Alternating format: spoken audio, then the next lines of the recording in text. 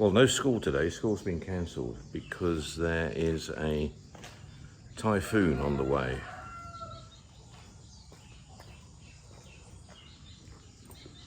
At the moment it's quiet. But yeah, when school's cancelled, it means we're in for some treats. We're in for something. Chickens are a bit more frisky this morning, so.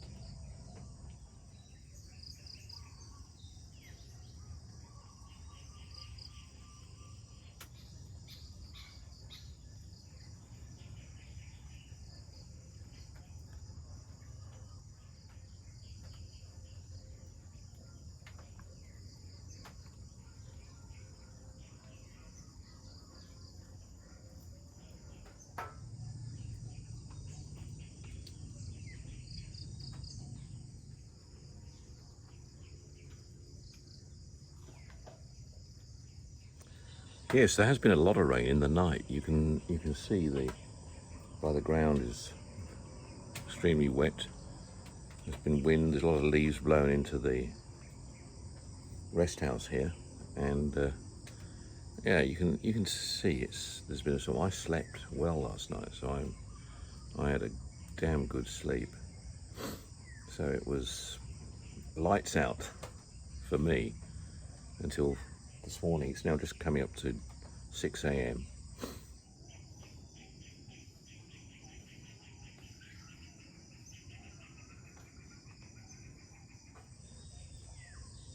Yeah, it's still, you can tell kids are not getting up for school, so normally you hear them stirring and mothers shouting at them in the morning on the compound here, but no, there's none of that going on at the moment. So yeah, Richie said to me last night, she sort of woke me up to tell me that no school tomorrow for Mikey because of the typhoon that's on its way. And I think looking at the radar, I'm not sure if it's going to come over us or not. Looks like it's going to miss us coming over the north, but of course that can change.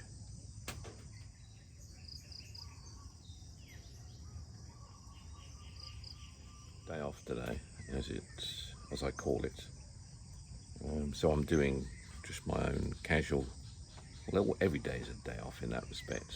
Being retired, I just give myself work, actually, more than anything else. But what I mean is today I've got nothing really planned, no lessons planned, nothing planned as such. I'll wait and see if the workers are going to work today, or if they're also going to have a day off because of the Mons typhoon.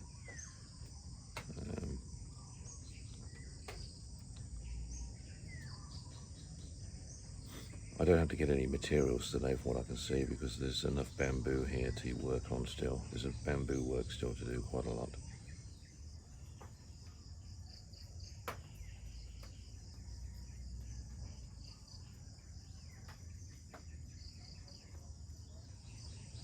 So I don't want to arrange deliveries if we're going to have bad weather coming in.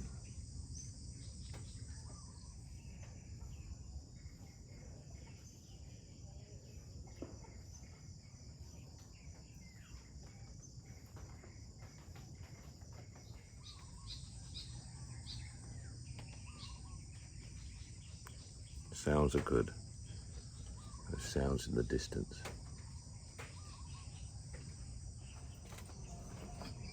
Oh, yeah.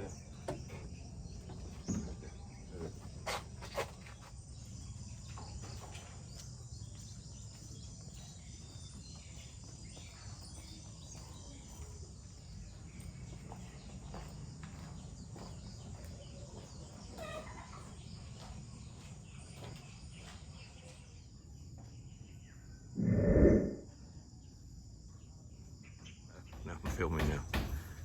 You got to talk.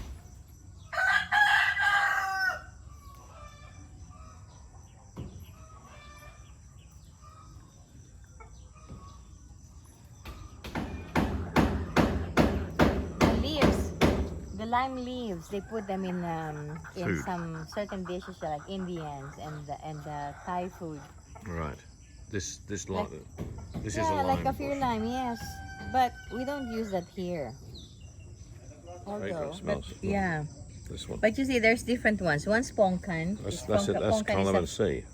No, that's not calamansi. I can smell the calamansi. Calamansi is in my hand. Oh, okay. Okay, so this one. Lemon. Yes. Okay. And that is the lime. So could you make a lemon tea with the leaves? Or I don't think so. I think it's bitter. is it? How's your potatoes? Yeah, the sweet potatoes are here.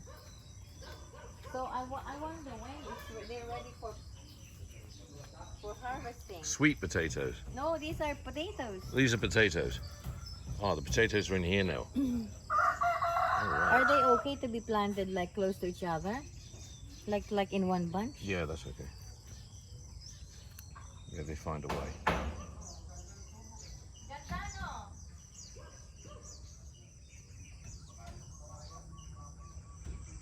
What is good is the workers are working today, which is great.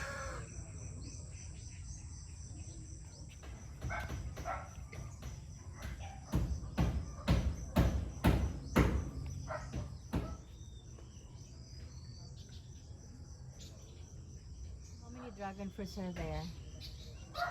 1, 2, Still very small, aren't they?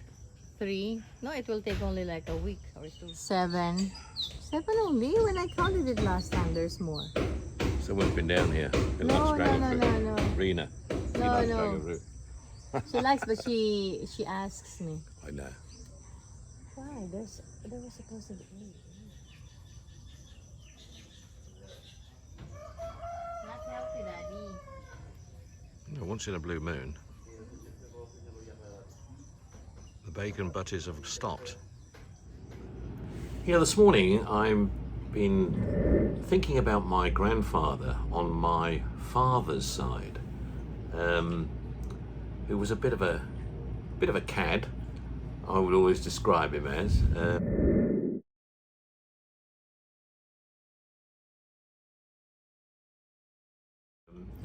He died when I was in South Africa, unfortunately, so I never got to share all my adventures in Africa with him.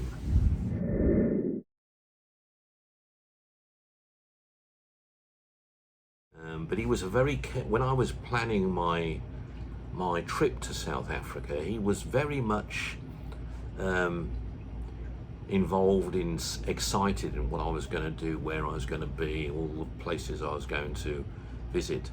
And his name was Cecil John Mathers. Cecil.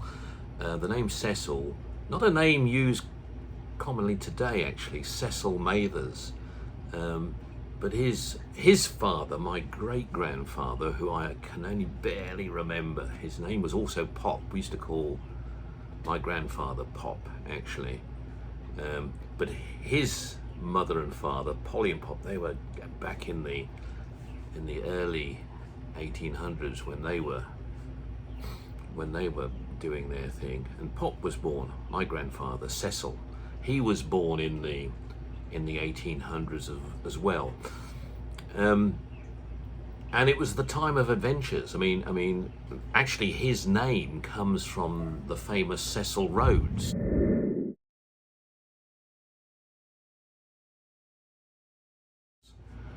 Cecil Rhodes being the pioneer stroke businessman stroke politician who made Africa, some say, he's controversial in some respects, but made Africa what it was in many respects.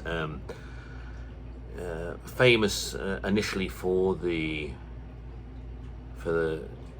De Beers, forming De Beers, and actually being one of the wealthiest men in the world, with over 75% or 80% of control of the world's diamond industry. But there's an interesting character. Let me talk a little bit about him. I'll talk about him because obviously in pop, he was named after Cecil Rhodes. And he was in that era, you know, like today he would have been a superstar of the era of that time in the 1800s, of course. So who was he? Who was Cecil Rhodes? Well, he was insignificant in his early life. I mean, he was the youngest son of a vicar in Bishop Stortford in Hertfordshire. That's where he was born, and he was quite a sickly child. He had lung problems, and he had a heart condition as well. So his parents felt the best thing he could do was send him off to Africa, where the weather was better. And Africa and the northern, the Cape then, as the Cape Colony as it was known then, was British ruled, and it was, you know, there was a governor of the Cape, and it was so it's an extension of the British Empire at the time. And Cecil's elder brother was already out there making his so-called fortune, and so his father felt it was a good idea for Cecil to go out and join him as well. So he landed in Natal, and then made his way to Kimberley, where his brother was prospecting at the time diamonds. I mean, it was in its early days. Kimberley, renowned for diamonds. The big hole of Kimberley, which is still there today, is a tourist attraction.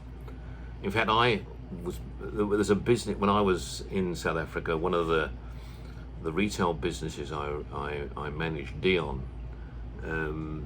There was a branch right on the edge of the Kimberley hole, actually, right across the other side from where the viewing platform is, where you can look down into this hole. So it was in a prominent place. And I know one time the Duke of Edinburgh and the Queen visited Kimberley to visit this particular location, the diamond mine, where Cecil Rhodes made his fortune, and for the country, for the empire, not just for himself, for the empire. And it was, the story goes that the Duke of Edinburgh was standing on the platform, looking down at this hole with this green water at the bottom, and saying, so this is where it all happened. And then he looked up and he could see my building on the other side of the hole, the Dion building, and his words were, and what the fuck's that? It was basically how he used his language in those days. Anyway, getting back to Cecil Rhodes, he was only 17 when he got to Kimberley. So he was in a Piccolo. That's my nephew. Oh, he's off school today. Well, they're all off school today. Yes, so Cecil was only 17 when he arrived in Kimberley, and straight away he got involved in organising more productive ways of executing diamonds and turning diamonds into money. So he started making his various claims, started digging, started trading, and started making his money in diamonds. This was in the 1870s, and people soon could see that this was a sharp cookie. He had a knack of looking at things with a different way of thinking. It wasn't just about the dust and the dirt. His main purpose in life for being there and wanting to work from his point of view wasn't just about his health, but it was about his education. His desire was to go to Oxford, and Oxford University. He wanted a university education at Oxford, and obviously he needed to pay for it because his father couldn't afford to send him to Oxford as well. So that was where he was putting his efforts to work, to earn money so he could get his education back in Oxford. And eventually, with hard work, he did. He got himself into a situation where he got himself into Oxford while he was prospecting and doing his diamond digging in Kimberley. So his degree took time because he was obviously extending it due to the time he was going between Africa and England in terms of attaining his degree. And it was when he was in Oxford that his health took a turn for the worst, and he was told by his doctor, his physician, that if you don't take it easier, slow it down, and if you don't move to a warmer climate and settle down, you're not going to live very long. It was made very clear to him then, in those early years. Nevertheless, his exploits in business continued to grow. So although he took time to get his degree, he did grow his business, and he achieved the impossible. I think it was by the 1880s, 1888, I think it was. Yes, 1888. He had enough wealth to consolidate a lot of the Kimberley prospects, and he formed De Beers Consolidated Mining Company. And by doing this, he had a partner with him in the process, but by doing this, he then became one of the wealthiest men in the world, with significant influence in the diamond industry worldwide. And as I say, it made him one of the richest, one of the wealthiest men in the world at that particular point in time. But with Cecil, it wasn't just about wealth that was driving him now. He had ambitions of empire as well. He saw opportunity for the empire to expand across Africa. And there's a famous statement he made about running the railroad between Cape Town and Cairo, from south to north, and to actually have large elements of Africa under British colonial rule. That was his desire, and that was what he was working on, as well as being a very wealthy individual, of course, an entrepreneur. And with the ambitions of the empire, he also entered politics. And again, later in the 1800s, I think it was about 1890, he became Prime Minister of the Cape Colony. And I think he was in that position for about 6 years, actually. At that age, he would have been about 37 years old. So he was, with his business, his business partners, and his developments, he was claiming fame back in the UK of the Elon Musk, shall we say, of the time. However, he did have some problems as well, as politicians do, and he had a plan.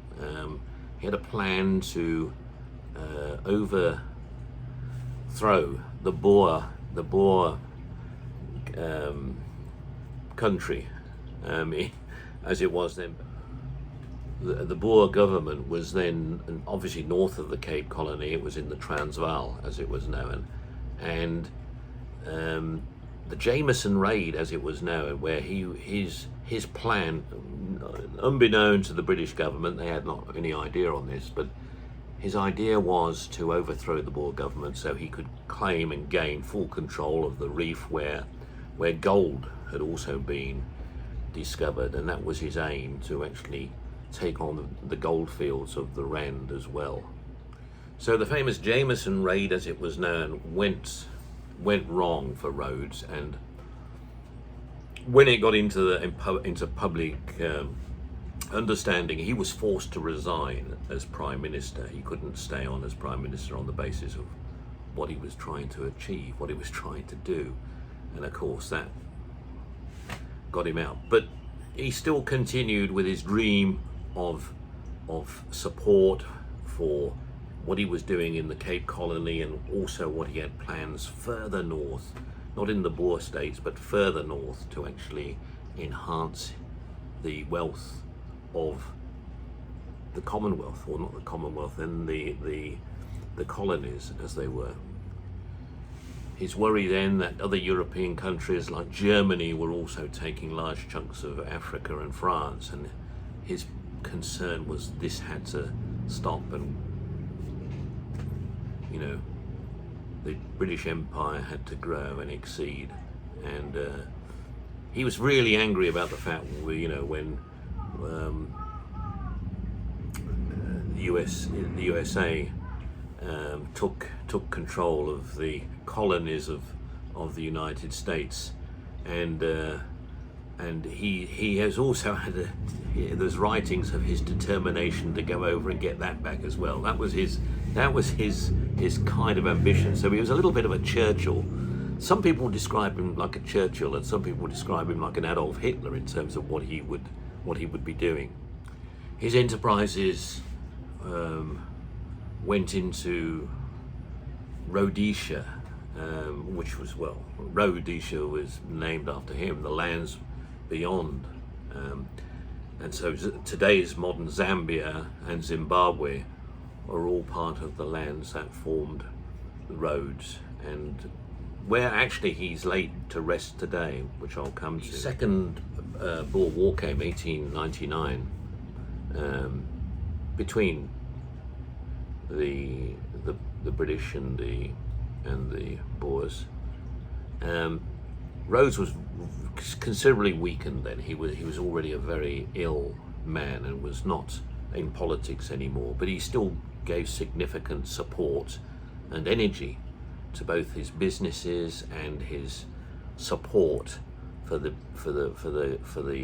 British government in terms of what they had to do. But his health was significantly getting weaker, and he spent his time in the Western Cape province, actually. I mean, the Rhodes Memorial, which was his, shall we say, his official home. But he died actually in Muizenberg. Well, in the municipal area of Muizenberg, actually on the coast, in a cottage between Muizenberg and Cork Bay. Some people say it was Cork, but it's Cork. Actually, it's Muizenberg. The boundary of where his cottage is in the Muizenberg, but it's right next to Cork Bay, which is a little town, village that goes right on the coastline. And he was on the coast for his health, for his breathing and his health. And his remaining months, remaining year, couple of years, he spent most of his time there, directing his business empire from that location.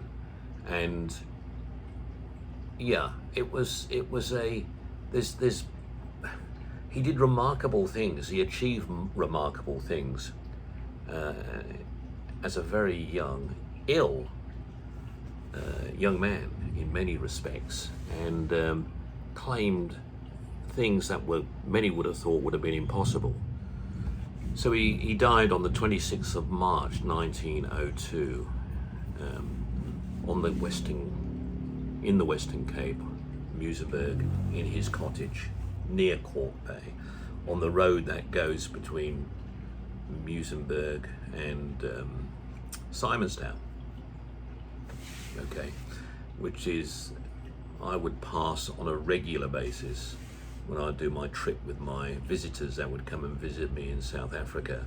So I've been to the Rhodes Memorial many times. I've been to his cottage where he passed away many times, and I've been to his burial ground where he was buried in Zimbabwe, or Rhodesia as it was then called at the time. Yes, so he was buried in what is now known as modern day Zimbabwe, in the granite hills of Matobo. and it was on these in this final location that he's been laid to rest. Leaders of, well, a particular leader of Zimbabwe, Robert Mugabe, tried to have this grave removed from its location, and he threatened it to to cause all kinds of. It would have made no difference either way. It's basically, it's part of history that is there. So Cecil Rhodes, in the days of my grandfather, getting back to my grandfather Cecil, was regarded by many in England as a hero. He was a hero. He was someone before his time who achieved remarkable things, had ambitions for the country, united a lot of African countries, put a lot of good thoughts and ideas together, formed companies like De Beers, which are still around today, and had vision of shall we say the time that was beyond many people's reach, but not his. So yeah, he was he controversial, absolutely. Was he always right? No. But I think he honestly went to the Cape Colony, to Africa, South Africa as it is now, with good intentions, and he formed good relationships with many people of Africa. I mean, he's famously known for his friendship of certain black business leaders that he had as friends the day he landed in Durban, and worked with on his journey till the end, who supported him and felt he was good for the people of his region. So yeah, I mean, I think unfortunately for him, his health was his problem. He ignored doctors to a large degree. He didn't let his health stand in his way. He was a sickly young man, and therefore, some say it's amazing he lasted as long as he did. 48.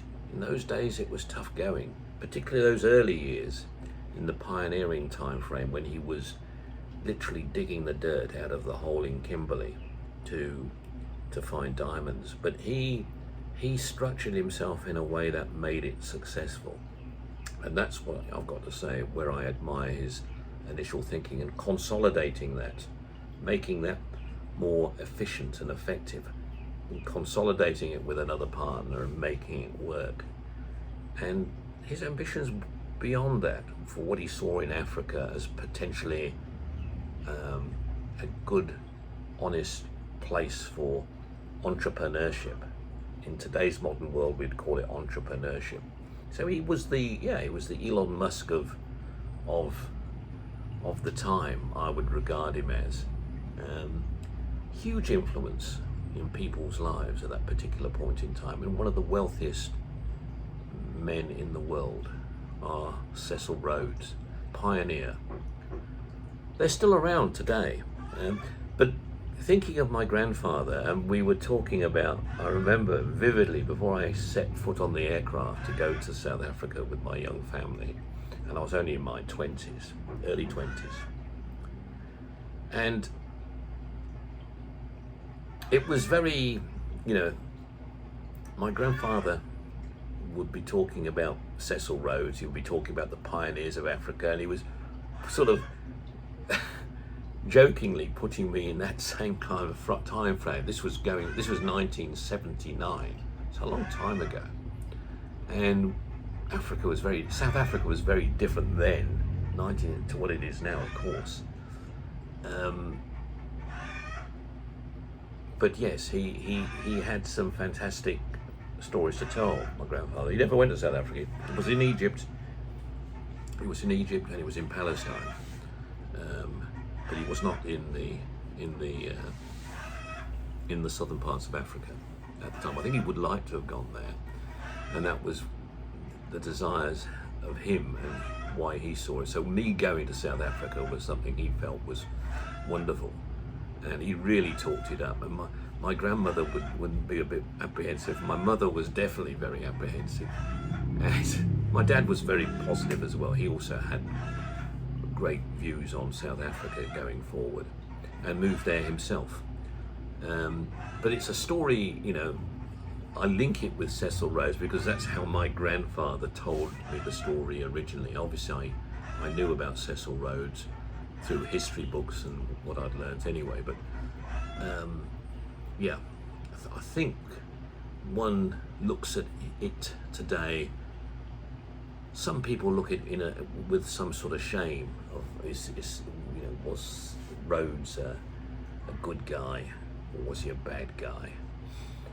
Well, ask my opinion. I think he was a good guy. I mean, in my view, he made things happen. You know, he didn't always win, didn't always get his own way, wasn't always perfect, but he was someone. He was a mover and a shaker, like Elon Musk today is a mover and a shaker. Does the same. You can't always agree with him. Can't always say but he certainly has the gift of making things happen. He's got that. Hard work is not a problem for him. So yes, what makes a Cecil Rhodes or an Elon Musk, and what makes them what they are, different from the rest of us in what happens? How much of it is just that luck, and how much is real initiative and hard work? Both of these men were very bright, are very bright. I mean, Elon is a very bright individual.